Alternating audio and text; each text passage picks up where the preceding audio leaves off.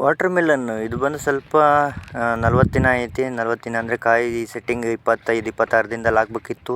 ಸ್ವಲ್ಪ ಕಾಯಿ setting late ಆಗ್ತೈತೆ. ಚಳಿ ಸ್ವಲ್ಪ ವೆದರು ಪ್ರಾಬ್ಲಮ್ ಇರೋದ್ರಿಂದ ಕಾಯಿ ಸೆಟ್ಟಿಂಗ್ ಲೇಟಾಗಿ ಆಗ್ತೈತೆ.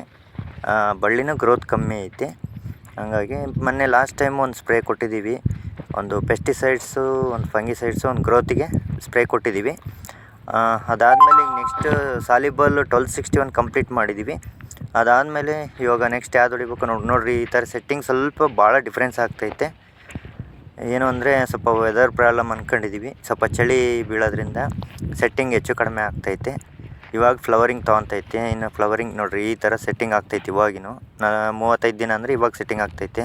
35-40 ದಿನ ಮುಂಚೆ ಸೆಟ್ ಆಗಿರೋದು ಒಂಚೂರು ಇಷ್ಟಿಷ್ಟು ಕಾಯಿ, ಒಂದು 50 ಗ್ರಾಮ್ ಹಂಗೆ ಕಾಯಿ ಸ್ಟಾರ್ಟ್, 25ರಿಂದ 50 ಗ್ರಾಮ್ವರೆಗೂ ಕಾಯಿ ಬಂದೈತೆ. ಅದಾದಮೇಲೆ ಇನ್ನೂ ಸೆಟ್ಟಿಂಗ್ ಆಗೋದು ಭಾಳ ಸೆಟ್ಟಿಂಗ್ ಆಗೋದೈತೆ. ಈ ಸರಿ ಟೈಮಿಂಗ್ಸು ಸ್ವಲ್ಪ ಜಾಸ್ತಿ ತಗೊಬೋದು. ಈ ಚಳಿಗಾಲದಲ್ಲಿ ಸ್ವಲ್ಪ ಒಂದು 70-75 ದಿನ ಕಟಿಂಗ್ ಬರ್ಬೋದು. ಮಳೆಗಾಲದಾಗೆಲ್ಲ ಸ್ವಲ್ಪ 60 ದಿನದಲ್ಲಿ ಬರ್ತಿತ್ತು. ನೆಕ್ಸ್ಟ್ ವೀಡಿಯೋದಲ್ಲಿ ಮತ್ತೆ ಸಿಗ್ತೀನಿ. ಓಕೆ.